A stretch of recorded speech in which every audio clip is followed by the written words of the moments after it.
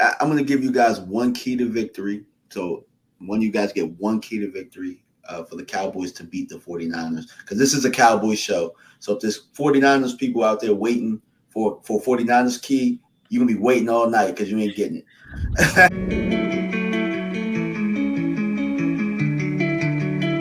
Says on the beat, boy. Yeah. Cause he wanna light.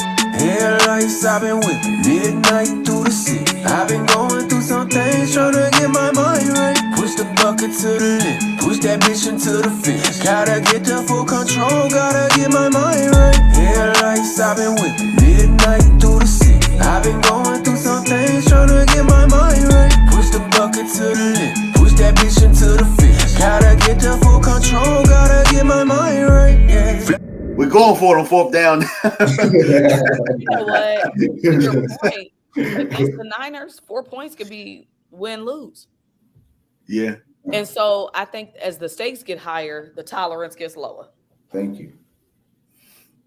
Definitely. So I'm going to give you guys one key to victory. So one, you guys get one key to victory for the Cowboys to beat the 49ers, because this is a Cowboys show. So if there's 49ers people out there waiting for 49ers key, you're going to be waiting all night because you ain't getting it. So I'm going to start with AD. Like, what's one key to victory for the Cowboys?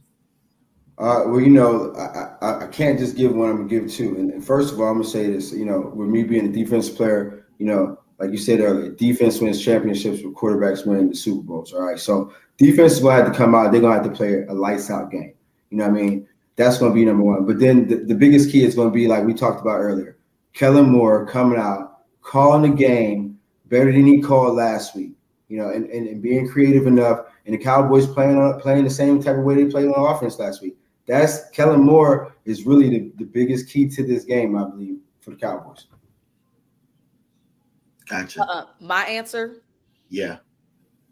Dak Prescott, period. He needs to come out and play just as loose, just as focused. And he got to trust his instincts at the line. Because I think that made the difference in how dominant we looked. It's so funny because the offensive coordinator gets credit even if it wasn't the original play call. And so they talk about, you know, I don't pay a ton of attention to what kind of defense they're playing, but I will tell you, I remember when Quincy Carter was taking snaps under center for my team. Dak Prescott is not that. He reads quick. He's feeling good. I need him to be at his best, both mentally and physically, when they hit that field, because he has proven time and time again that he can will that team to a victory. And I think the first two series in Tampa, I was like, oh, dang, they look a little nervous, a little jumpy, but it didn't look like they were making mistakes or people was running the wrong routes and everybody was confused, throwing their hands up. It just looked like, okay, we need to settle in. And so I would like for us to get to that clip before the third or fourth series in this game. I want Dak to get in a rhythm, make some of those first quick, easy throws, and just trust his instincts and get loose and not be afraid to get outside the pocket, run when he needs to. I think if Dak plays the way he played in Tampa, we coming home with the dub. My guy Tavis Banks, shout out for the super chat. Says Dak versus Zone D is my key. He's the best and the worst. I don't know about the worst part, but you know, maybe the worst part being the turnovers. You know what I'm saying? But I actually think Brock Purdy is going to be more liable to turn the ball over in this game. My key is coaching. I feel like it's going to be a game of adjustments throughout, and whichever coaching staff makes the most adjustments at the right time is going to be the team that wins.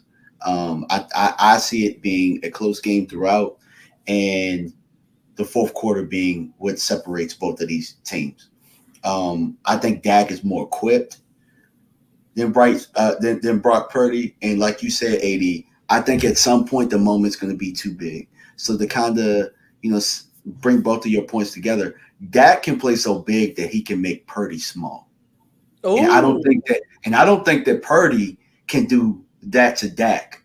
You know what I'm saying? He can play well, but I don't think he can play well enough to make Dak look small. So if Dak and the coaching staff can put together a good plan, execute it, this team is on its way. So I'm gonna go ahead. What's up, Dia? Micah Parsons, I think, is going to be also critically important. The defense carried us those first two possessions. They did. And I think Micah brings, the ferocious energy, right? That is necessary. And I think he is hard to contain when he is lights out. They got him on the edge. What the hell was they doing when they put Van Der Esch on it? But anyway, I digress. My point is, Micah Parsons is going to be a different kind of threat that Brock Purdy has not yet seen. He's Agreed. A hard guy to account for, whether he coming off the edge in space. I mean, there's a million things that he can do that I think are going to make the Niners quarterback very uncomfortable. And they haven't seen him. They have not seen a Micah. Right. And that's what I'm saying. So I think we have some opportunity here. The Niners do have one of the best tackles in the NFL, though. They do. So they do. That being said, I mean it's but like they only got one of the best tackles, and so Micah can play from either side. And we got two pass rushes over here between him and D-Law that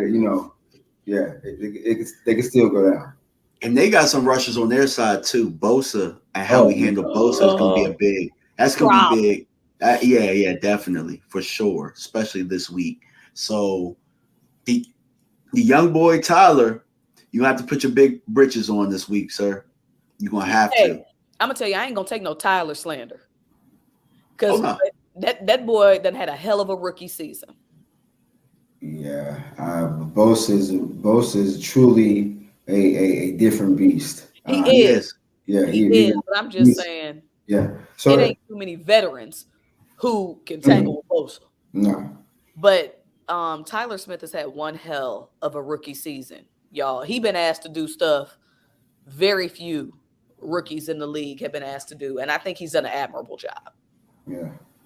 No, it's gonna come down to some real football playing at the end of the day. You know what I mean? And that's why it's looking like the old school games. No matter, they had a whole type of different offense back then and everything else like that. It wasn't a spread out. They didn't have as many receivers.